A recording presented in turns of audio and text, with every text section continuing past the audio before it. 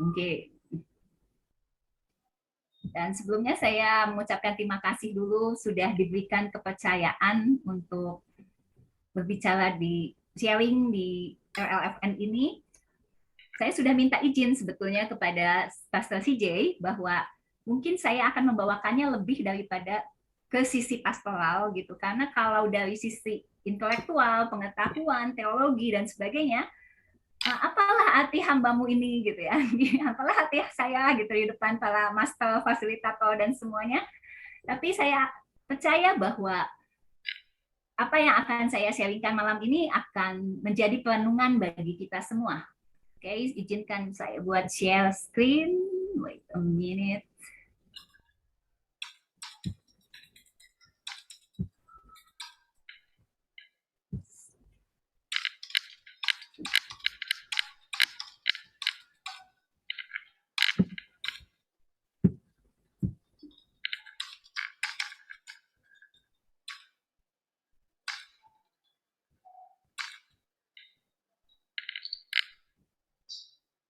Give me a minute ya, soalnya komputernya agak lemot.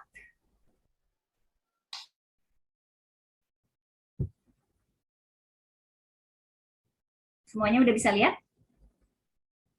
Bisa, Ci, lanjut. Thank you. Oke, saya akan memulai dengan memperlihatkan satu video pada saudara semuanya.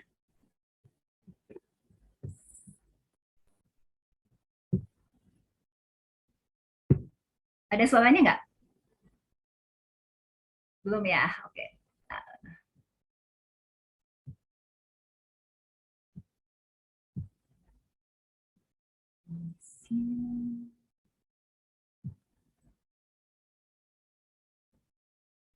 Mau aku bantu untuk share videonya? Ya, share aja. Kenapa ya tadi bisa kok? Oke, minta tolong. Ya, minta tolong. Soalnya di sini agak lemot kayaknya wifi-nya. Wait ya.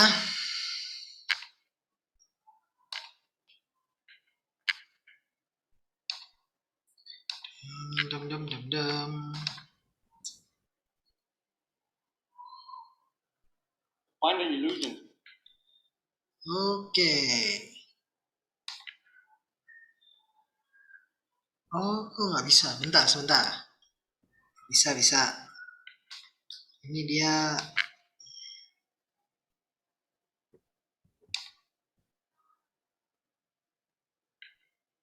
Find an illusion.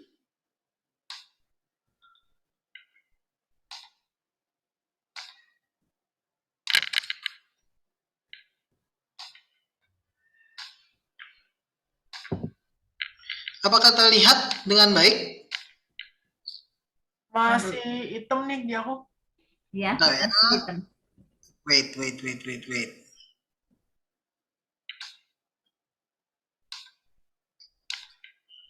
Loh, kok? Oh, gini. Sebentar.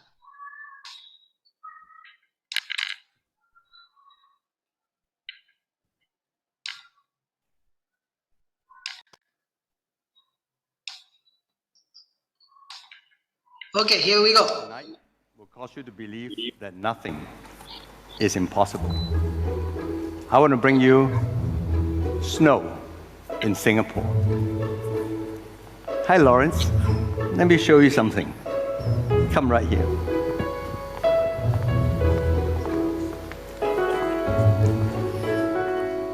Let me show you snow. Look.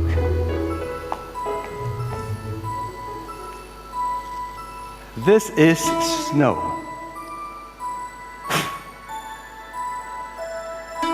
Let me try again, okay?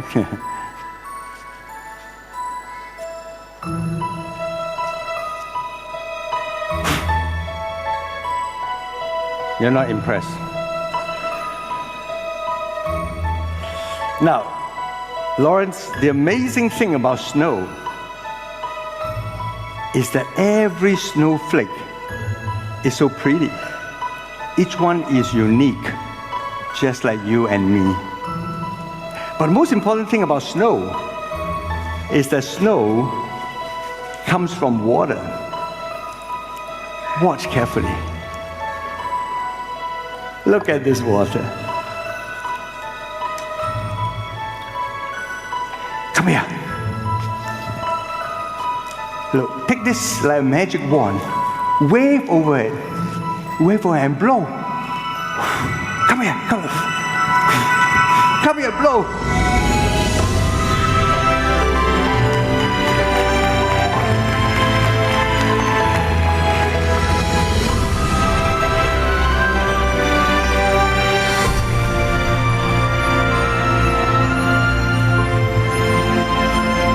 Thank you, ladies and gentlemen.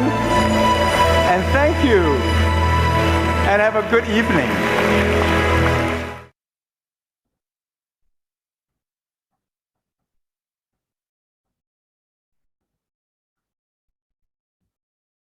Oke, kembali kepada saya.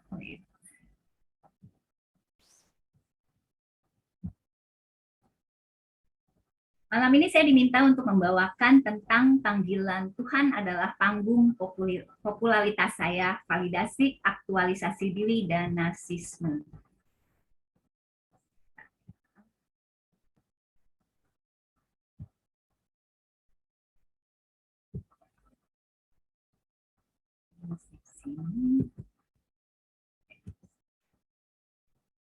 Nah, video yang tadi saudara lihat adalah cuplikan dari satu sesi ibadah dari gereja FCBC Singapura yang tadi melakukan ilusi sulapnya adalah founder and senior pastornya, yaitu Pastor Lawrence Kong. Nah, beliau memang sudah mempelajari tentang sulap itu sedari muda, sedari kecil.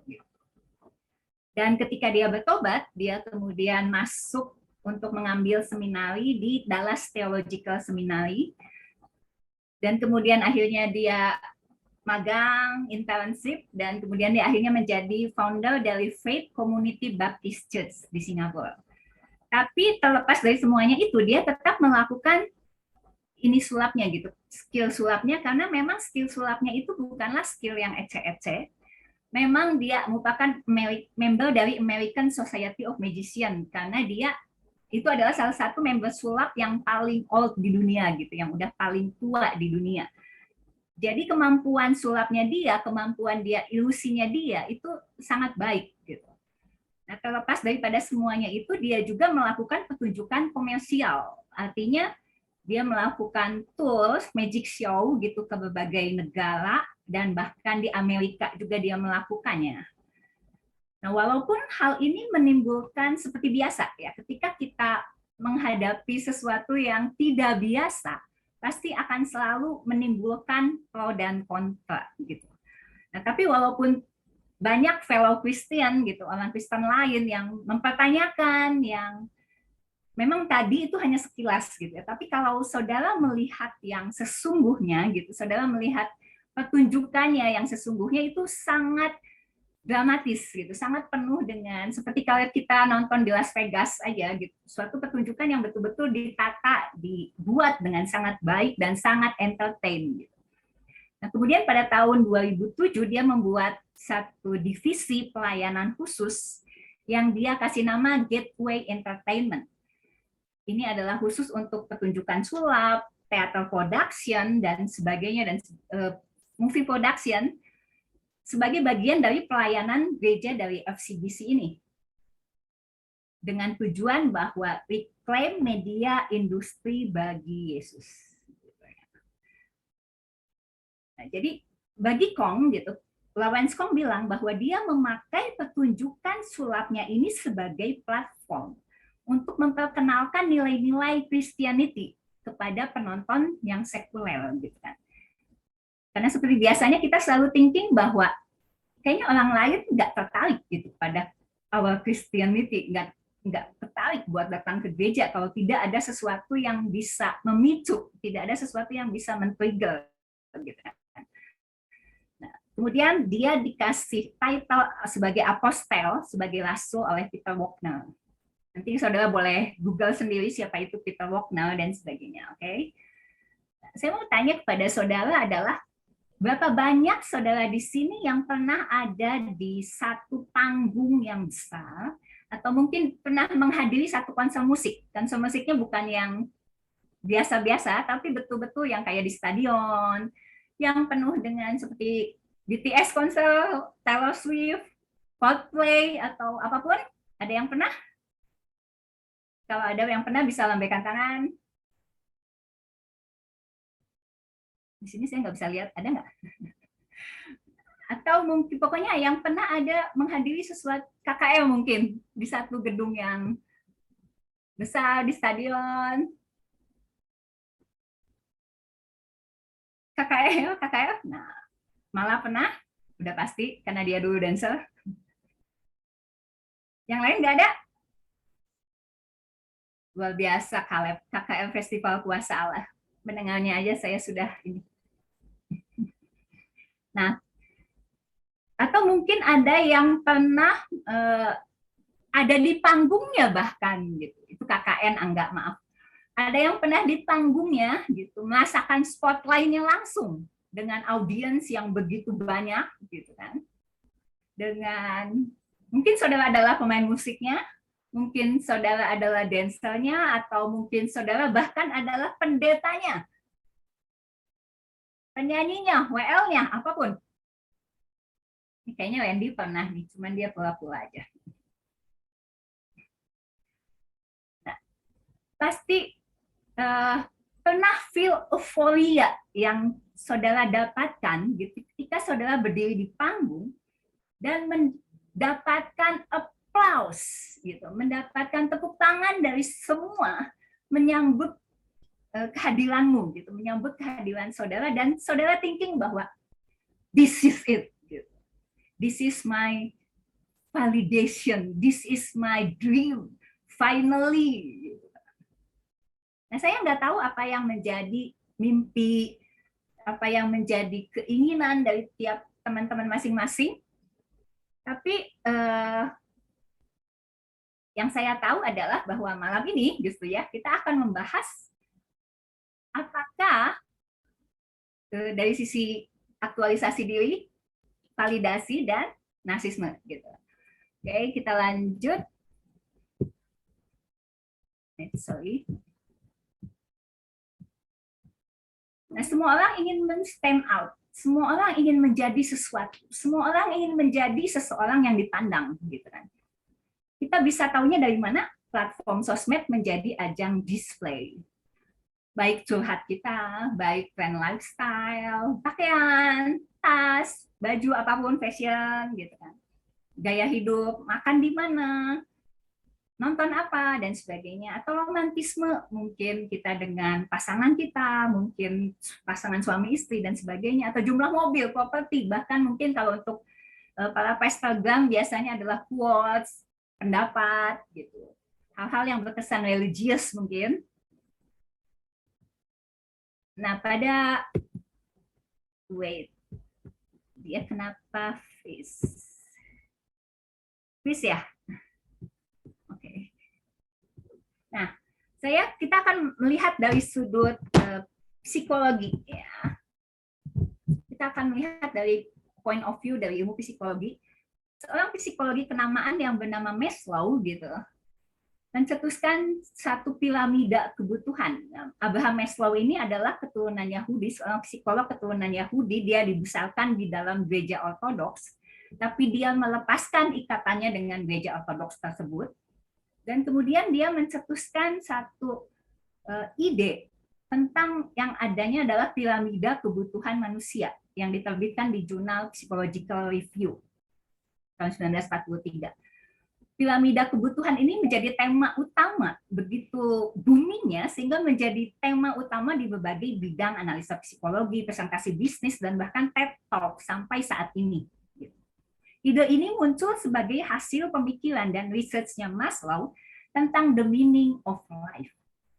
Jadi Maslow ini thinking karena bagi dia mungkin tidak mendapatkan kepuasan gitu dari agamanya dia memikirkan tentang apa sih arti kehidupan yang sesungguhnya. Dan muncullah ide ini. Nah, Maslow adalah salah satu dari pencetus humanistik psikologi. Masih ada tokoh-tokoh yang lain seperti Carl Rogers atau Goldstein gitu ya. Tapi kita akan melihat Maslow saja. Ini adalah hierarchy of needs-nya Maslow. Jadi Maslow mendefinisikan bahwa kebutuhan manusia itu ada tingkatannya. Yang pertama adalah tentang basic needs, physiological, food, makanan, minum, rumah, gitu, kehangatan, tidur, gitu. Kemudian ada safety needs, ada tentang kebutuhan akan keamanan, jadi pekerjaan, gitu kan, atau kebutuhan untuk dari rasa takut, dari tekanan, itu ada di tingkat yang kedua, gitu. Kemudian yang ketiga adalah esteem needs, prestige and feeling of accomplishment. Saya yakin bahwa semua teman-teman mungkin sudah mengetahui, banyak dari teman-teman yang sudah mengetahui akan hal ini. Jadi kebutuhan akan kasih sayang, butuh berhubungan, persahabatan, gitu kan, berkeluarga, punya kelompok, punya komunitas, itu termasuk ke dalam psychological needs, gitu. Ada esteem needs di sini. Dan dia menempatkan ada kebutuhan yang paling tinggi yang dia sebut sebagai self-actualization. Jadi semua manusia membutuhkan sesuatu yang memuaskan, yang kebutuhan untuk merasa utuh, kebutuhan untuk merasa bahwa hidup itu punya makna, gitu. Dan dia menempatkan self-actualization atau aktualisasi diri sebagai satu kebutuhan yang paling tinggi yang dibutuhkan oleh manusia. Nah, bagi konsepnya Maslow, gitu ya, aktualisasi diri adalah kesadaran penuh seseorang akan potensi yang dia manfaatkan secara maksimal, dan potensi ini dikembangkan terus-menerus, gitu. Jadi nggak cuma stop di satu hal, tapi emang dikembangkan. Sebagai apa? Sebagai penghargaan bagi kehidupan. Nah, kemudian aktualisasi ini tidak akan tercapai apabila kebutuhan-kebutuhan yang tadinya itu belum terpenuhi. Jadi kalau saudara masih pusing dengan kebutuhan untuk makan, kebutuhan untuk minum, kebutuhan buat tempat tinggal, atau masih struggle dengan pasangan hidup, jomblo, dan sebagainya, mungkin belum akan thinking untuk bisa kepada gimana ya mengembangkan potensi maksimal saya, gitu. Itu menurut Maslow.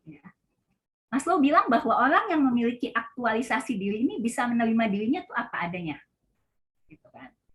Terlepas dari kekurangan dan keterbatasan yang mungkin dia miliki. Kemudian pasti akan selalu termotivasi buat kreatif. Pokoknya gimana caranya dan sebagainya. Nah, ini adalah contoh dari tokoh-tokoh yang punya aktualisasi diri, yang udah mencapai, dianggap sudah mencapai potensi maksimalnya. Kita mengenal pelukis di bidang seni atau Beethoven, gitu. Kemudian di bidang politik ada Mandela, ada Gandhi, atau di bidang sport ada CR7, gitu. Yang saya tahu adalah tokoh favoritnya si Tim. Tapi masalahnya dari si aktualisasi diri adalah, satu, aktualisasi diri itu menjadi platform bagi manusia untuk mendapatkan validasi akan self-value-nya. Jadi kalau belum sampai kepada aktualisasi diri, kita merasa bahwa self-value kita ini masih di bawah, gitu. Kita nggak punya kelebihan dari orang di sebelah kita, misalnya. Nggak ada yang membuat kita stand out. Kemudian yang kedua, aktualisasi diri itu cenderung jadi situasional. Kenapa? Karena bergantung pada apa yang kita rasakan atau apapun yang kita pikirkan. Karena kan kita mikirnya, kata saya sih saya sudah mencapai apa yang saya inginkan, gitu kan. Tapi apakah orang lain berpendapat seperti itu? Kan nggak tahu, gitu kan. Jadi ini masih sangat empiris, gitu. Jadi masih sangat pengukurnya itu nggak jelas, gitu kan. Nggak selalu jelas. Kemudian yang ketiga, aktualisasi diri itu memberikan kepuasan kepada ego melalui prestasi yang sebetulnya tidak kekal. Karena kalau aktualisasi diri adalah pemenuhan kebutuhan yang paling tinggi, yang mestinya kata Maslow itu menentukan kepuasan hidupnya, gitu kan. Tapi nyatanya ada banyak orang yang punya potensi, ada banyak yang punya prestasi, atau ada banyak yang buaya gitu, punya achievement, punya pencapaian, punya kepemilikan, tapi nyatanya mereka tidak memiliki, maksudnya mereka masih tidak puas gitu. Mereka masih ada sesuatu yang masih mereka inginkan. Kalau enggak, kita nggak melihat contoh-contoh orang yang ada yang bunuh diri, padahal dia hidupnya seolah-olah sukses, gitu kan. Jadi hal ini masih seolah-olah masih dipertanyakan, gitu. Masih ada kelemahan-kelemahannya. Nah, validasi itu artinya memberikan konfirmasi, persetujuan atau penerimaan pada sesuatu atau seseorang. Dan saya kasih tahu kepada semua kita, saya ingatkan kepada semua kita bahwa everything a man does itu search for validation. Bahwa manusia itu menginginkan validasi, menginginkan penerimaan, menginginkan persetujuan, menginginkan apa yang dia lakukan ini oke, gitu. Ada yang bilang wah hebat, gitu. Ada yang bilang wah oke, atau ada yang memuji setidaknya, ada yang menghargai, gitu kan. Nah, tapi pertanyaannya adalah dari mana, gitu. Dari mana sih validasinya ini datang? Apa ya? Dari mana dia inginkan validasinya ini datang? Itu yang akan menentukan sebetulnya. Nah, kita mengharapkan untuk mendapatkan validasi itu dari hal-hal yang kita pikir kita bisa manage atau kita bisa kendalikan. Makanya kita mengharapkan validasi itu dari orang lain, pekerjaan kita menentukan validasi kita. Kalau pekerjaan kita punya salary-nya di atas UMR atau misalnya di atas 10 juta misalnya, dan kita bisa thinking bahwa oh ya, saya sudah mulai sukses gitu. Atau mungkin dari teman-teman, atau mungkin ada accomplishment, ada pencapaian yang lain gitu. Atau mungkin dari pasangan kita gitu. Karena saya suka mendengarkan konseling dari teman-teman yang sudah married gitu, dan mereka banyak yang bilang bahwa saya nggak merasa diapresiasi loh sama pasangan saya, padahal saya sudah melakukan yang terbaik gitu. Jadi ternyata banyak yang mencari validasi itu dari orang terdekat, dari pekerjaan dan sebagainya gitu. Dan mereka menjadi barometer daripada feeling kita, daripada nilai diri kita. Dan itu sebetulnya sangat berbahaya. Kenapa? Karena people change. Gitu. Maksudnya people tuh nggak selalu tetap. Gitu. Bisa berubah, bisa satu hari dia senang, dia akan memuji. Ketika besoknya dia nggak senang, dia mungkin akan nggak puas, gitu, moody. Ada orang-orang tuh banyak yang moody. Gitu kan. Jadi kalau kita mengharapkan validasi kita datang dari hal-hal yang nggak pasti gitu kan, pekerjaan bisa change gitu. Ada banyak yang ketika pandemi tiba-tiba dipecat gitu kan, dan ada banyak yang langsung bermasalah dengan self worth-nya gitu, dengan value dirinya gitu kan. Jadi nggak pernah ada yang pasti ketika kita mendapatkan hal itu. Nah, ternyata dari aktualisasi diri ini saya speak tentang orang yang anggaplah gitu ya, anggaplah seperti Lawrence-Kong tadi, anggaplah dia punya skill. Ingat, Lawrence-Kong di video tadi dia punya skill, dan skillnya tuh nggak main-main. Dia punya potensi, dia menghidupi potensi itu, dia bisa mengaktualisasi dirinya, dia mendapatkan validasi karena orang datang untuk membeli tiket harganya mahal, menonton dia. Gitu. Dia punya mega church yang 10.000, kurang lebih 10.000, dia punya gedung 9 lantai di Bukit Merah, Singapura, gitu kan. Dia punya divisi ministry yang baik, dia mendapatkan validasi. Nah, tapi ternyata hal ini bisa membawa kepada narsisme. Gitu. Narsisme yaitu kepedulian yang berlebihan kepada diri sendiri. Ini definisinya menurut KBBI, gitu ya. Jadi bawaannya akan menjadi ada tanda-tanda orang narsis tuh biasanya satu, dia nggak peduli sama pendapat orang lain, itu biasanya. Nanti Yulia mungkin sebagai psikolog dia akan lebih bisa menjelaskan gitu tanda-tanda orang narsis. Pokoknya intinya egois dan sebagainya gitu, yang lebih kepada semuanya all about me gitu. Minggu lalu saya membeli skincare yang goodie bag-nya itu ada tulisan dari aku untuk aku. Dan saya mikir, wih dia narsis banget nih skincare-nya gitu kan. Dan tapi ternyata itu tuh banyak terjadi gitu, mau kita akui mau kita tidak akui gitu.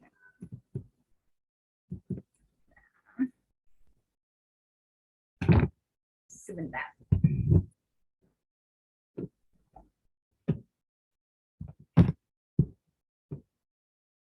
Jadi pencapaian, achievement, kepemilikan, status, dan sebagainya itu seolah menjadi stempel kita bahwa kita adalah manusia yang sukses atau pelayanan kita bahkan gitu. Karena saya mengalami di pelayanan-pelayanan sebelumnya, ketika orang punya pelayanan, misalnya dia WL, dan kemudian dia tidak lagi menjadi WL, dia seolah kehilangan identitasnya. Gitu. Kemudian ada juga kejadian di gereja sepupu saya, dia kan musik pestel gitu kan. Nah kemudian ada satu anggota di bawahnya tuh yang memang punya suara tuh sangat-sangat bagus dan memang penyanyi gitu. Nah ketika mereka mengadakan launching album gitu, si sepupu saya ini sebagai musik pastor nih bilang sama dia bahwa kamu tugasnya itu ini sebagai backup vokal aja gitu. Kenapa? Karena dia tuh jarang latihan, dia jarang muncul dan sebagainya gitu. Jadi adik saya menetapkan bahwa ini nggak ada sesi solonya gitu. Jadi nggak ada kesempatan bagi dia untuk tampil di spotlight. Gitu. Kemudian dia tanya, hah memang saya nggak punya lagu khusus buat saya gitu. Oh nggak ada, maaf kata sepupu saya. Memang soalnya kan kamu jarang datang juga gitu. Sedangkan kita aransemen dan itu latihannya lama gitu. Oke, gitu. Ya udah besok kita launching album, ibadah, latihan datangnya jam 9 ya, gitu. Ibadah mereka jam 11. Oke, katanya. Dan ternyata terus malamnya dia ngasih tahu gitu. Oh sorry ya, saya nggak bisa datang gitu. Ada ini, ada ini gitu. Tapi dari situ kita lihat bahwa ketika pelayananmu, ketika sesuatu yang kita pikirkan adalah sesuatu yang layak saya dapatkan gitu, karena saya punya skill buat itu, karena saya punya kemampuan buat itu. Dan ketika kita merasa bahwa kita tidak dikasih kesempatan, padahal sebetulnya itu karena tindakannya kita, gitu kan. Padahal mungkin ada hal-hal yang Tuhan masih teach gitu, Tuhan masih ajarkan kepada diri kita gitu. Ada hal-hal yang masih change dulu di dalam kita, tapi kita menganggapnya bahwa ini identitas gue nih, gue layak nih dapat ini, gue bisa kok, memang bisa gitu kan. Tapi ketika itu tidak dikasih dan langsung dia mundur begitu aja gitu. Kenapa? Karena itu pelayanannya jadi identitas dia. Yang which is mesti dipertanyakan ketika satu pelayanan menjadi panggung popularitasnya seseorang gitu. Apakah sungguh-sungguh pelayanan? Itu hanya salah satu dari sekian banyak contoh. Karena ada banyak yang bahkan ketika tidak disalami pendeta atau ketika tidak dibesuk oleh gembalanya, gitu, ngerasa nggak dihargai, ngerasa nggak dikasih kesempatan, ngerasa nggak dianggap dan sebagainya. Jadi kita lihat bahwa di satu sisi mungkin Maslow seolah ada betulnya gitu ya, bahwa manusia butuh aktualisasi diri dan validasi. Tapi mari kita lihat dari sisi firman Tuhan. Kita lihat di Kisah Para Rasul 19 ayat 13 sampai 16. Saya boleh minta tolong. Apakah ada yang mau volunteer untuk membaca?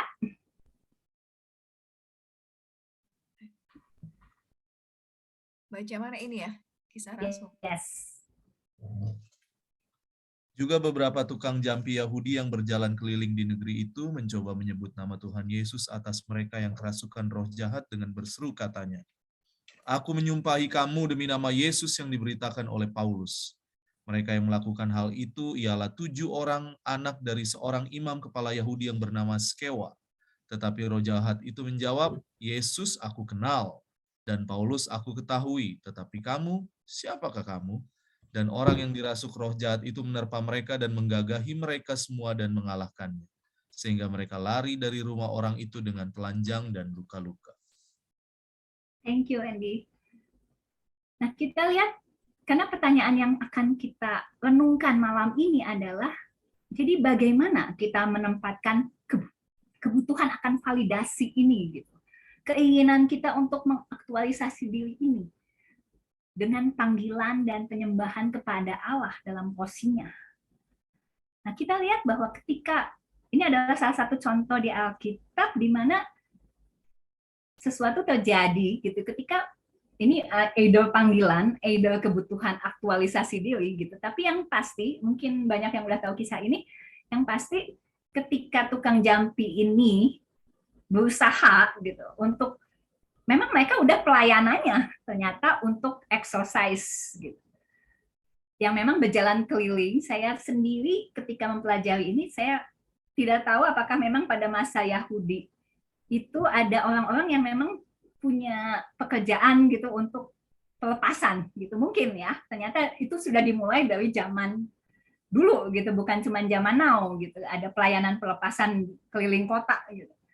Nah, ini terjadi, dan seperti yang tadi dibacakan bahwa ketika mereka berusaha untuk pakai nama Yesus gitu, karena waktu itu di Efesus ini pelayanannya Paulus itu luar biasa gitu kan, banyak yang bertobat, dan akhirnya mereka mencoba melakukan hal yang sama. Gitu. Tapi ternyata gagal. Gitu. Nah, jadi anak-anak Skewa ini datang dari religious background karena mereka adalah anak-anak dari imam kepala Yahudi, gitu, yang mungkin bukan imam utama, tapi mungkin hanya dari 24 kos gitu, yang divisi-divisi untuk mengatur rumah ibadah. Gitu. Nah, mereka punya penampilan yang meyakinkan, karena kalau tidak mereka tidak akan bekerja sebagai orang yang kerjanya pelepasan gitu, bagian pelayanan pelepasan. Mereka punya status, punya reputasi, dan tapi ternyata mereka juga masih menginginkan validasi. Mereka ketika mereka melihat Paulus diakui gitu, mereka tidak puas begitu saja, tapi mereka juga menginginkan untuk diakui, punya pengakuan yang sama. Nah, sekarang seperti yang tadi sudah saya sebutkan, dari hal itu gitu, kita melihat bahwa gimana kalau begitu ya, kebutuhan, menempatkan kebutuhan akan validasi dan aktualisasi ini, dan bahkan pertanyaan selanjutnya adalah, is self-actualization is actually biblical? Gitu. Apakah betul-betul alkitabiah? Gitu. Itu pertanyaan utamanya. Nah, di dalam buku studi tentang Kierkegaard's spirituality, gitu, yang memang studi tentang pandangan-pandangan dari Soren Kierkegaard, seorang philosophical dengan theologian dan sebagainya, dia mengatakan seperti ini, bahwa kita semua menginginkan untuk mencapai sesuatu dan menghidupi hidup kita secara maksimal. Tapi dengan banyaknya kemungkinan jalan yang bisa diambil, kita cenderung mengembala. Gitu. Kita cenderung akan jalan sini karena kita sebetulnya bingung gitu, ada banyak jalan kok gitu. Dan akan menemukan diri kita tersesat. Nah, jadi bila kita berusaha untuk mendasarkan identitas, self value kita, self worth kita, dan pencapaian, self aktualisasi, prestasi, achievement, tanpa berelasi dengan Tuhan, hal itu tidak akan pernah membawa pada kepenuhan hidup yang sesungguhnya.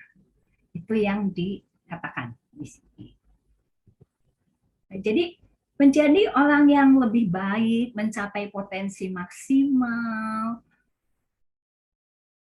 fullest, karena dulu biasanya kalau kita, saya nggak tahu dengan saudara gitu, tapi kalau saya di pelayanan youth, sering dibilang bahwa kalau kita ikut Tuhan, engkau bisa menjadi the best what you can be, gitu, apa menjadi yang terbaik yang kamu inginkan, akan mencapai destinimu dan sebagainya gitu. Tapi ternyata Alkitab memang semuanya tuh kayak alkitabiah gitu ya. Tapi Alkitab ternyata tidak pernah mengajarkan tentang potensi. Alkitab mengajarkan tentang purpose. Bahwa karena setiap Maslow memang bilang bahwa memang semuanya pakai proses. Tapi yang mungkin Maslow lupakan, karena dia sebagai humanistic teori, dia mempercayai kemampuan manusia, gitu. Dia lebih fokusnya pada kemampuan manusia itu untuk menjadi maksimal. Tapi mungkin yang Maslow lupakan adalah bahwa setiap proses kehidupan itu membutuhkan Tuhan. Dan bahwa kita bukan lagi tentang menjadi versi kita yang terbaik. Kita suka lihat kan di meme gitu, self care, bahwa kamu bisa, kamu mampu, kamu bisa menjadi ini dan itu kalau kamu begini, sesuai dengan apa yang kamu pikirkan. Tapi ternyata bahwa kita mengajarkan kita tentang purpose, untuk menjadi siapa yang Tuhan inginkan untuk kita. Bukan sama usaha kita, bukan hanya karena kita full maksimal menjadi diri kita, gitu. Tapi dengan mengikuti Dia. Kenapa? Karena kita manusia, kita kan diciptakannya sama Tuhan. As simple as that, gitu. Ketika kita diciptakan sama Tuhan, kita mau jadi sesuatu yang hebat, gitu, sesuatu yang maksimal, sesuatu yang potensinya penuh. Tanpa Tuhan itu kan aneh. Tanpa mengikuti Dia, tanpa mengikuti hal yang sudah Dia tetapkan, kalau gitu buat apa Kristus mati buat kita? Gitu. Jadi dibutuhkan Tuhan. Seperti yang tadi kita katakan, tidak bisa tanpa Tuhan. Selain Tuhan, tidak bisa. Markus 8 ayat 34 sampai 36. Saya bisa minta tolong sama Leni untuk membacakannya.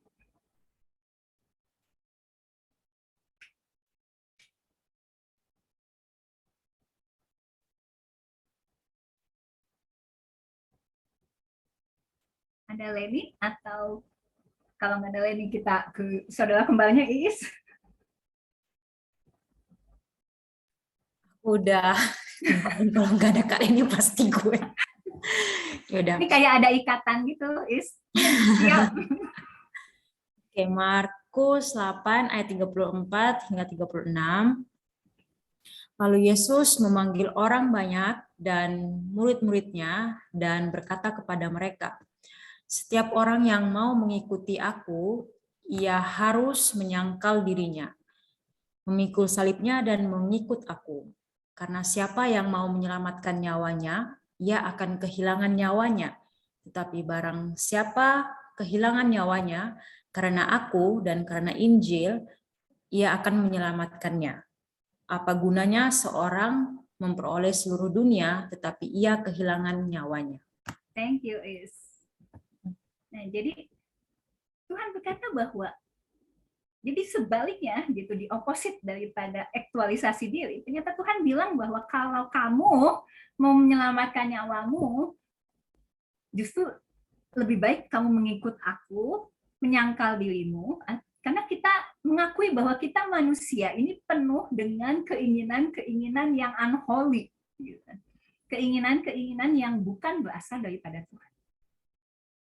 Mau seberapapun rohaninya kita, ada keinginan-keinginan di dalam hidup kita yang kalau dikasih push aja gitu, dikasih kesempatan aja, mungkin kita akan melakukannya. Gitu. Karena itu Tuhan yang mengetahui banget nature manusia seperti apa. Dia berkata bahwa kalau kamu mau menyelamatkan dirimu, gitu, ikut aku, sangkal dirimu dan pikul salibmu, karena setiap orang punya path-nya, punya jalannya yang beda-beda. Gitu. Karena barang siapa yang kehilangan nyawanya karena aku dan karena Injil, dia akan mendapatkannya. Karena seperti tadi Tuhan bilang, apa gunanya seorang memperoleh dunia, tapi ia kehilangan nyawanya atau jiwanya. Sedangkan kembali ke aktualisasi diri tadi, anggapannya adalah kalau engkau mencapai hidup yang maksimal, kalau engkau live to the fullest, gitu, itu kayak udah achievement tertinggi, gitu, prestasi yang paling tinggi. Tapi ternyata apa yang dikatakan Tuhan adalah tidak seperti itu, karena Tuhan malah bilang, apa gunanya kamu punya hidup yang seperti itu, tapi kamu justru kehilangan jiwamu dalam prosesnya. Karena bukan tentang apa yang ingin kita capai, ingin kita jadi, ingin kita miliki,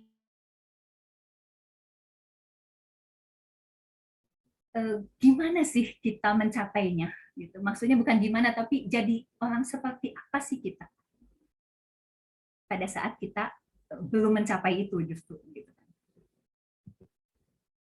Jadi bagaimana jika ternyata selama ini kita terpenjara oleh keinginan untuk divalidasi, mau oleh Maslow gitu dengan teorinya gitu, atau mungkin bukan. Dikatakan bahwa whoever dies with the most toys gitu wins. Orang punya banyak hobi. Ada yang ingin punya koleksi mobil mewah. Dan saya akui bahwa saya sangat suka mobil bagus. Saya tahu mesin, saya tahu jenis mobil gitu. Tentunya inginnya punya koleksi gitu kan. Tapi kita belajar gitu ketika kita mengenal Tuhan, keinginan kita sebelum mengenal Tuhan, dan keinginan kita pada saat kita sudah mengenal Tuhan, pada saat kita sudah di dalam Tuhan, apakah masih sama? Kalau orang dunia mungkin thinking bahwa ketika, bukan orang dunia, bahasanya karismatik banget, ketika orang lain thinking mungkin bahwa siapa yang punya pencapaian paling tinggi, siapa yang punya pemilik sesuatu paling banyak, gitu kan, wins, gitu. Tapi Tuhan justru berkata sebaliknya, gitu kan. Kalau kamu mengikut aku, memikul salib, kehilangan karena aku, gitu. Justru kamu menyelamatkan jiwamu. Paulus berkata bahwa tapi aku melatih tubuhku dan menguasainya seluruhnya. Supaya kalau aku sudah beritakan Injil kepada orang lain, jangan aku sendiri ditolak. Ini seorang Paulus yang sudah melakukan banyak. Yang saya pikir jarang sekali punya tandingannya gitu dengan hamba-hamba Tuhan saat ini. Tapi dia bahkan bisa berkata bahwa dia melatih tubuhnya, mendisiplin tubuhnya, punya penguasaan diri. Gitu. Karena dia tahu betapa rentannya dia, gitu. Betapa lemahnya jiwa manusia itu, betapa lemahnya keinginan manusia itu. Sehingga ketika dia punya pelayanannya, dia menyelesaikan pelayanannya, dia menyelesaikan tugasnya, kehidupannya, jangan sampai dia sendiri ditolak.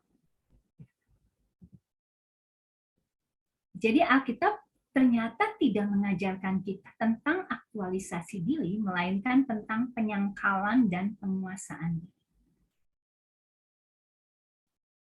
Sekali lagi, Alkitab tidak mengajarkan kita tentang aktualisasi diri, bahwa kamu butuh aktualisasi diri. Tapi ternyata Alkitab berkata tentang penyangkalan dan penguasaan diri. Dan penyangkalan serta penguasaan diri itu justru kita temukan di piramida yang paling bawah.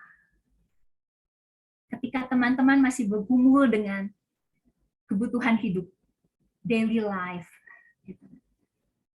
Apa yang kau lakukan ketika bergumul seperti itu? Apakah engkau setia di dalam pekerjaan yang engkau lakukan? Apakah engkau bertanggung jawab dengan apa yang Tuhan percayakan padamu saat ini? Atau ketika mungkin belum punya pasangan, misalnya kan, karena kita punya kebutuhan untuk dikasihi. Gitu. Ketika belum punya pasangan, ketika masa kesepian, apa yang kau lakukan di situ? Adakah penguasaan dirimu? Adakah engkau tahu bahwa aku datangnya gitu sama Tuhan, bukan sama manusia? Dan apa yang kau lakukan saat-saat pergumulan seperti itu dalam basic needs yang dialami? Bagaimana ketika ada temanmu yang mengecewakan? Bagaimana ketika kamu belum punya accomplishment yang kamu inginkan? Bagaimana ketika kamu belum diapresiasi seperti semestinya? Bagaimana ketika kamu belum mendapatkan pengakuan dari pasangan mungkin, dari orang tua mungkin? Jadi penyangkalan dan penguasaan diri itu ditemukan justru di dalam basic, di dalam piramida yang paling bawah, kebutuhan-kebutuhan yang paling bawah. Karena Tuhan menghargai details, never despise the small things gitu. Jadi justru di dalam hal-hal yang kecil itu Tuhan bekerja di dalam setiap proses hidup yang seolah-olah nggak efisien, yang seolah-olah nggak produktif, itu justru Tuhan bekerja. Justru Tuhan ada, justru Tuhan melihat. Justru disitulah kita mestinya belajar untuk menemukan Tuhan di dalam setiap momennya. Tuhan bekerja melalui musim. Gitu. Pengkhotbah bilang bahwa ada musim untuk menabur, ada musim untuk menuai, ada musim untuk kehilangan, ada musim untuk mendapatkan. Tuhan bekerja sesuai musimnya. Dan kalau kita nggak paham hal itu, kalau kita nggak punya penguasaan diri dengan hal itu, kita akan jatuh malah kayak Tuhan nggak adil ya. Tuhan bisa lakukan buat situ, kenapa saya nggak bisa lakukan buat saya? Kita akan miss apa yang Tuhan lakukan di musim kita karena kita thinking bahwa ini karena perbuatan orang lain gitu, atau ini karena ketidakadilan Tuhan. Atau jadi kita melewati setiap momen tanpa apresiasi, tanpa melihat adanya Tuhan di situ. Padahal Tuhan bekerja di dalam segala sesuatu. Dan saya ingatkan bagi setiap kita untuk menerima setiap musim itu apa adanya. It is what it is. Kalau kita musimnya memang lagi dalam survival, gitu. Karena saya pernah merasakan sudah ada di tingkat keempat gitu seolah-olah. Punya accomplishment, punya posisi, punya status. Tapi tiba-tiba gitu, sesuatu terjadi dan jatuh ke dalam yang paling bawah. Gitu. Mesti struggle di dalam basic needs seolah-olah. Mesti bekerja dari awal gitu kan. Mesti mencari kebutuhan untuk memenuhi kebutuhan hidup. Dan kalau nggak ada Tuhan, kalau nggak paham gitu apa yang Tuhan kerjakan, yang Tuhan firmankan, gimana kita bisa tahan? Kita akan selalu thinking seperti orang yang punya apa sih istilahnya destination ini gitu, destination addiction itu istilahnya.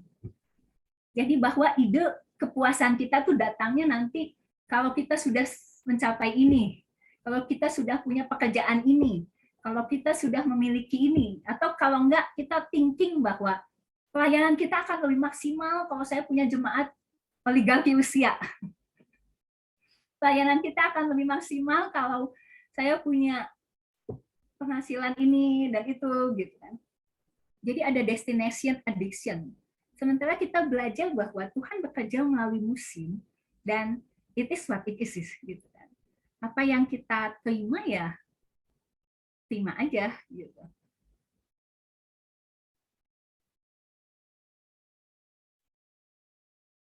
Karena kadang ada orang yang berkata bahwa kalau kita thinking ini, oh kamu sedang ini bilang aja, kamu sedang ada dalam masa persiapan gitu kan.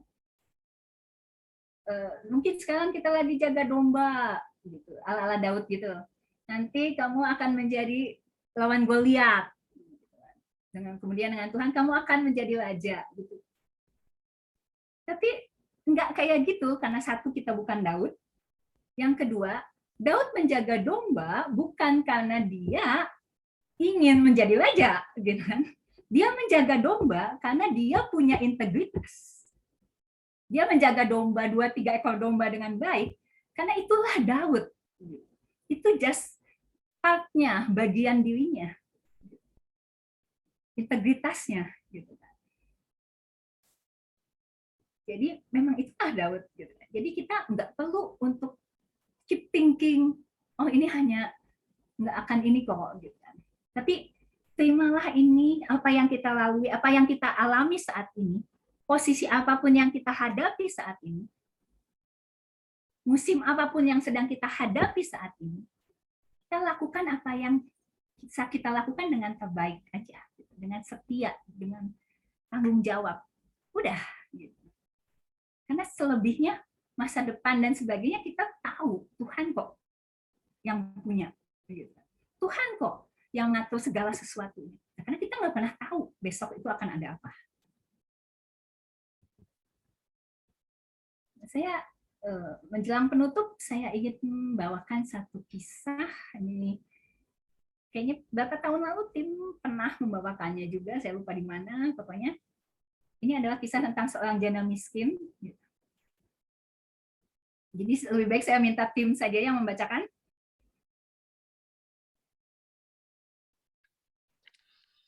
Markus 12 ayat 41 sampai dengan 44. Pada satu kali Yesus duduk menghadapi peti persembahan dan memperhatikan bagaimana orang banyak memasukkan uang ke dalam peti itu. Banyak orang kaya memberi jumlah yang besar. Lalu datanglah seorang janda yang miskin dan ia memasukkan 2 peser, yaitu 1 duit.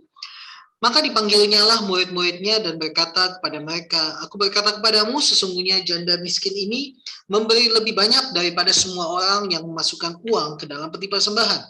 Sebab mereka semua memberi dari kelimpahannya, tapi janda ini memberi dari kekurangannya, semua yang ada padanya, yaitu seluruh nafkahnya." Thank you, Tim. Nah, dari kisah itu kita tahu bahwa orang-orang kaya memastikan mereka dikenal. Dan orang-orang kaya biasanya akan memastikan mereka terlihat. Karena udah naturalnya manusia, kalau kita punya sesuatu yang kita thinking lebih daripada orang lain, kita tentunya ingin memastikan itu kelihatan. Ingin memastikan itu dilihat, gitu kan. Ingin memastikan itu nyata. Ingin memastikan bahwa, karena kita punya keinginan kadang untuk mengatakan bahwa I am better than you. My life better than your life. Punya keinginan itu, apalagi sama orang-orang yang mungkin menyakiti kita gitu kan. Atau sudah pernah melukai ego kita, ada keinginan untuk membuktikan bahwa I am better. Now, aku akan buktikan bahwa aku akan menjadi orang lebih baik, lebih punya, dan sebagainya. Tapi janda miskin itu melalui pemberiannya, melalui tindakan ibadahnya, sesuatu yang biasa dia lakukan. Dia nggak tahu juga siapa Yesus di situ gitu kan. Tapi itu adalah ibadahnya yang memang biasa dia lakukan. Ketika dia punyanya segitu, dia lakukan aja apa yang menjadi tanggung jawab ibadahnya. Tapi dengan dia melakukannya, ternyata dia tanpa sengaja membuat Tuhan terlihat. Pertanyaannya, sudahkah kita membuat Tuhan terlihat dari setiap hal yang kita lakukan? Bahkan mungkin sesuatu yang membosankan. Rutinitas hidup tuh kadang membosankan. Karena orang suka bilang, oh saya menantikan terobosan dari Tuhan. Saya menantikan momennya.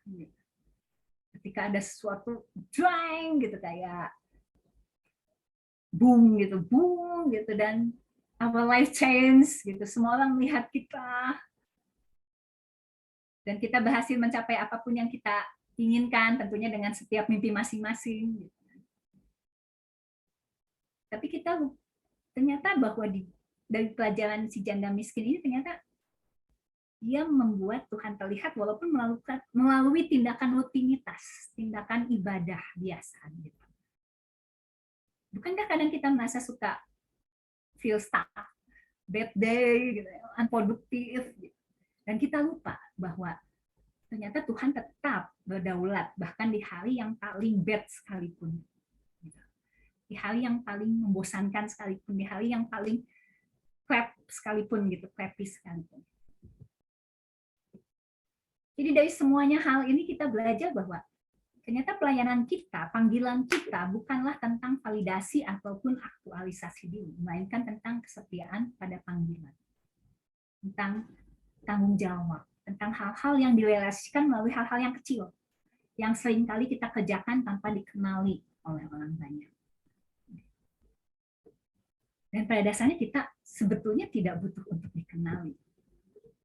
Karena kalau saya boleh memilih, saya lebih memilih Yesus yang dikenali melalui apa yang saya kerjakan. Kerinduan kita, gitu. Karena kita mengaku bahwa kita mengikut Tuhan. Jadi pelayanan kita adalah bentuk daripada devotion, gitu. Penyembahan dan tindakan ibadah kita. Saya akan ingatkan ini sebelum tutup. saya selalu, ini kayak moto saya gitu ya, bahwa we start from approval, not from approval. Ada banyak manusia yang mencari pengakuan dalam pekerjaannya kah, dalam keluarga kah, gitu. Karena seperti tadi saya bilang, banyak sekali suami istri yang merasa saling tidak dihargai, gitu, atau orang tua dan anak, gitu, atau teman, atau dalam komunitas. Tapi saya mau bagikan apa yang menjadi moto saya hidup biasanya, bahwa saya selalu mengingatkan diri saya bahwa saya justru dimulai dari satu validasi, bahwa ketika saya masih berdosa, Tuhan sudah mengasihi saya. Tanpa saya perlu melakukan apapun, ternyata Tuhan memberikan keselamatan pada saya. Dia mengampuni. Kalau di Mazmur dibilang bahwa dia mengangkat aku dari lumpur, menempatkan kakiku di atas gunung batu, dan memahkotai aku dengan kasih setia dan rahmat. Kita punya privilege untuk memanggil dia Bapa, untuk memanggil dia Tuhan. Dan bukankah itu the best of validation mestinya?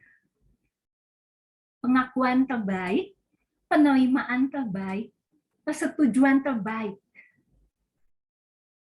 Jadi kalau kita sekarang hidup, melakukan banyak hal, baik pekerjaan dan sebagainya, bergumul dengan banyak hal, mestinya kita tidak lagi melakukannya untuk approval, atau untuk validasi, atau untuk persetujuan, untuk penerimaan, untuk menjadi, maksudnya kalau kita suka pura-pura baik supaya diterima orang, gitu kan. Ada banyak hal yang seperti itu, gitu. Atau kita suka bermulut manis, biasanya sweet talk, hanya supaya orang lihat. Karena saya mau bilang bahwa hampir 5 tahun saya kerja di Jakarta gitu, saya ketemu dengan banyak orang yang ternyata banyak banget di Jakarta ini yang ngomongnya tuh gede-gede gitu, yang kayak iya banget gitu, gue tuh termasuk orang yang membangun gedung ini gedung itu, gue tuh punya teman ini dan itu gitu. Dan saya melihat bahwa ternyata nggak semuanya benar juga, dan banyaknya malah nggak benar gitu. Jadi saya melihat bahwa banyak banget yang mencari, yang membutuhkan gitu approval, yang membutuhkan untuk dilihat, gitu, untuk kelihatan. Gitu. Jadi saya hanya mau mengingatkan bahwa, hey, kita mulai justru dari penerimaan. Kita mulai dari persetujuan Allah, penerimaan Allah. Kalau Paulus bilang bahwa saya adalah yang paling berdosa. Dan saya berpikir bahwa iya, aku Tuhan. Aku tuh yang paling berdosa kok. Dan siapa aku tanpa penerimaannya Tuhan. Dan saya akan menutup dengan ayat di 1 Petrus 1 ayat 5-8. Spiritual formation. Saya sebut ini sebagai spiritual formation. Mungkin beda dengan yang punya Dallas Willard gitu ya. Tapi bagi saya ayat ini mengingatkan setiap kita gitu.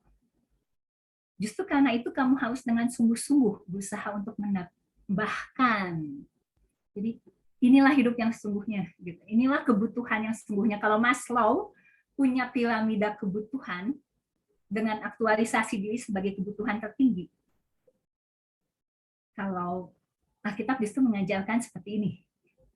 Untuk menambahkan kepada imanmu, kita punya iman nih, ketika kita menerima Tuhan, itu kan dilakukan oleh iman, dikerjakan oleh iman. Kalau di khotbahnya Pastor CJ dulu tentang iman, yang percaya sepenuhnya, bergantung sepenuhnya, gitu. Nah, untuk menambahkan kepada imanmu itu kebajikan, moral excellence, gitu, kebajikan, accountability, bisa dipercaya nggak sih? Tanggung jawab, integritas, etika, caramu memperlakukan orang lain, caramu mengerjakan segala sesuatu. Gitu. Dan kemudian kepada kebajikan kita tambahkan apa lagi? Pengetahuan. Baca kalau kata CJ. Belajar. Dan saya belajar gitu untuk mengikuti hal itu. Karena walaupun saya suka baca buku, bukan berarti saya kerjanya belajar terus seperti si Jay yang ada selalu di perpustakaan gitu kan. Tapi melalui banyak hal ya saya belajar gitu. Ketika mempersiapkan ini, saya belajar, saudara. Lebih daripada ketika saya dulu khotbah di gereja Pentamatik. Dan kepada kebajikan pengetahuan dan kepada pengetahuan penguasaan diri. Disiplinlah dirimu. Kalau nggak ada setiap kita yang langsung sempurna, gitu. Tapi kita latih diri kita. Baca firman, doa, hal-hal seperti belajar, dan sebagainya. Gitu. Apapun yang kita perlu belajar untuk penguasaan diri kita. Ada yang bikin kesel, ada yang ofensif, ya udah. Gitu. Kemudian kepada penguasaan diri, ketekunan. Jangan hanya karena udah 3 minggu kita melakukan baca buku, gitu, kita anggap itu udah selesai. Gitu. Jangan hanya karena udah 1 tahun ikut RLST, gitu. Kita nganggap itu udah, gitu. Saya sudah berpengetahuan, saya sudah punya semua yang saya tahu, gitu. Ternyata tidak, gitu. Butuh ketekunan, demi ketekunan, demi ketekunan. Gitu. Just keep doing it, gitu. Kemudian kepada ketekunan kita tambahkan kesalehan. Awareness akan Tuhan, gitu. Selalu ingat buat devoting bahwa hidup ini bukan tentang aku lagi. Hidup ini adalah tentang Tuhan. Dan kepada kesalehan kasih akan saudara-saudara, dan kepada kasih akan saudara-saudara kasih akan semua orang. Sebab apabila semuanya itu ada padamu dengan berlimpah-limpah, kamu akan dibuatnya menjadi giat dan berhasil dalam pengenalanmu akan Yesus Kristus Tuhan kita. Jadi tujuan akhirnya adalah pengenalan akan Yesus Kristus Tuhan kita. Jadi it's not about self-actualization, but sanctification. Itu saja untuk malam ini. Saya serahkan kembali kepada si Jay kali ya. Iya, kepada saya. Terima kasih. Boleh kasih reaction dulu, tepuk tangan buat Cidila. Bahannya hari ini sangat luar biasa. Si Jay bahasanya karismatik banget ya. Iya, but it truly is, especially the last one. Gitu.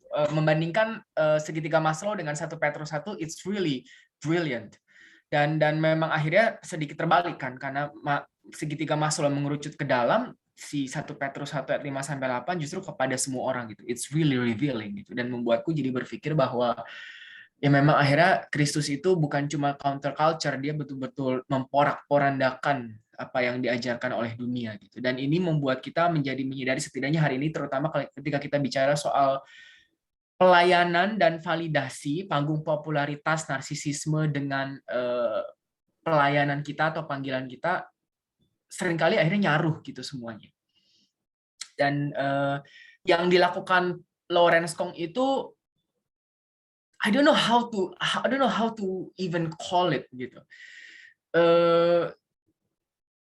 Karena akhirnya jadi pro dan kontra. Memang ada beberapa yang mendukung, ada beberapa yang menolak gitu. Yang kupikirkan adalah what really happened inside his mind, dan apa yang terjadi dalam tim kepemimpinan dia sampai akhirnya itu bisa terluluskan gitu. Akhirnya dia betul-betul membuat panggung untuk sulapnya dan mengintegrasikannya dengan khotbah Injil gitu, dan kita jadi bertanya-tanya kepada siapa spotlight betul-betul diarahkan, but it exists. Nah teman-teman, sebagaimana RLFN kebiasaan kita akan bagi ke dalam breakout room, karena berbeda dengan RLDS, tujuan RLFN itu renungan, refleksi ke dalam, bukan sekedar kita belajar kognitif, tapi tujuannya adalah perbaikan diri dan lebih dari itu sharing, mengenal satu sama lain. Jadi saya akan bagi ke dalam 3 breakout room. Saya punya 4 pertanyaan yang diharapkan bisa jadi trigger kita untuk diskusi. Saya kasih waktu sampai 21.30 ya, 35 menit. Hopefully cukup. Tidak perlu 4 pertanyaan semuanya. Dan kalaupun pertanyaannya mau diganti, teman-teman merasa bahwa kayaknya lebih baik membahas yang ini juga boleh gitu ya. Saya bagi ke dalam 3 room. Yang pertama dipimpin sama Cidila, yang kedua dipimpin sama Kotim, yang ketiga dipimpin sama saya gitu ya. Karena saya tidak bisa memasukkan Kotim langsung, nanti Kotim langsung masuk aja ke yang kedua gitu ya. Nanti saya langsung masuk ke yang ketiga. Campur ya, tidak harus cewek-cewek, cowok-cowok gitu teman-teman. Bagi teman-teman yang mau ini pisah break ininya boleh. Ada beberapa yang keluar nih, saudara. Sebentar. Ada beberapa yang keluar. Ya, Abra sama Gaby keluar. Iya. Baik. Mau bagi Kalau dua gitu, juga. Hah? Bagi dua aja kali, enggak? Ya, bagi dua, setuju, bagi dua aja ya. Jadi kelompok 1, kelompok 2, berarti kelompok 1-nya Cidila sama Kotim. Gitu ya. Kelompok 2-nya ntar biar aku. Sebentar, izinkan saya kembali mengatur ya, teman-teman.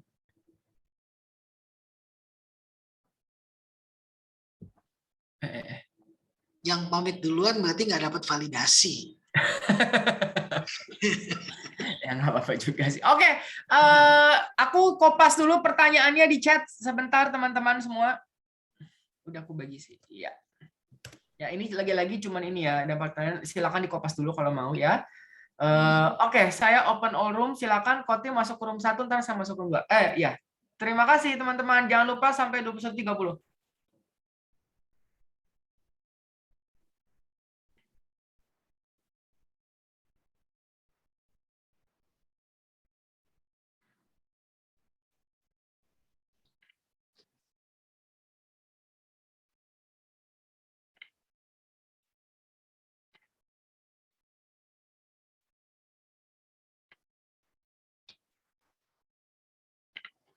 Halo.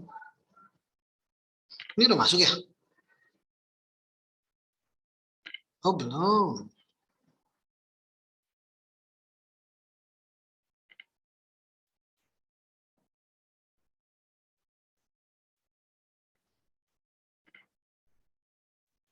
Loh. Oke.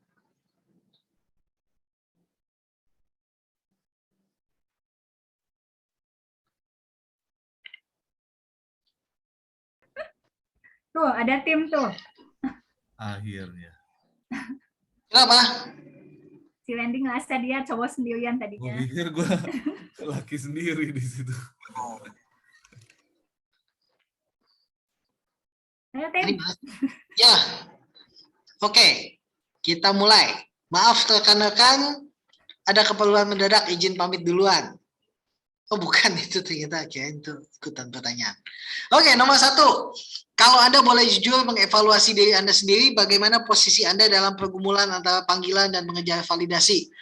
Apakah Anda bisa mengukur motivasi Anda sendiri dan memastikan ambisi serta keinginan untuk dipuji tidak menyesap masuk ke dalam pelayanan Anda? Atau Anda secara jujur telah memanfaatkan pelayanan sebagai cara aktualisasi diri? Silahkan. Pertanyaannya susah banget sih. Itu sih yang bikin soalnya. Silakan.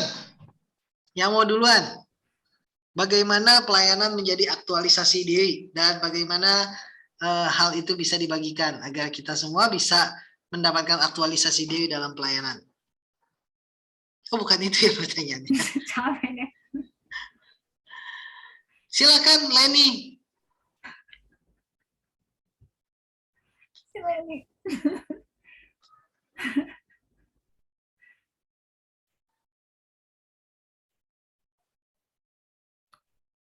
Aku tadi tuh ke toilet, jadi nggak ke ini keseluruhan. Jadi yang didiskusikannya apa? Mohon maaf. Pulang, tim. Berarti kita ke yang lain dulu saja. Ya. Kita dengerin Andy dulu deh tentang bagaimana seorang worship leader yang pernah sepanggung sama Benny Hinn gitu. Nah, itu tentang bagaimana panggilan dan mengejar validasi. Silakan. Motivasi, ambisi, keinginan untuk dipuji. Kan katanya orang-orang karismatik bilang bahwa Lucifer itu dulunya pemimpin pujian. Entah dari mana itu, pokoknya Lucifer itu dulu pemimpin pujian. Jadi yang paling sombong adalah pemimpin pujian. Lu dulu, Bro.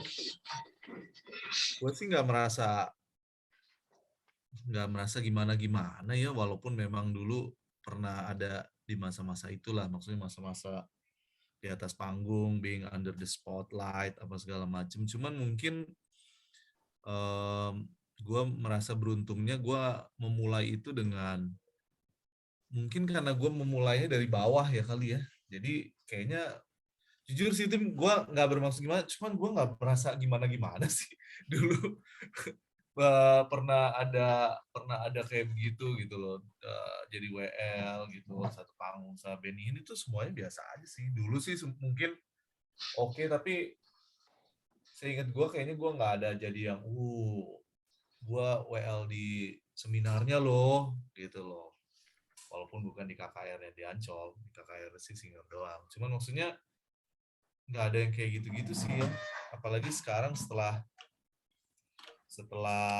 lewatin itu semua, dan gue nggak ada kalau tadi Cidila sempat bilang untuk WL apa setelah nggak ada pelayanan lagi terus kehilangan jati diri, enggak sih gitu.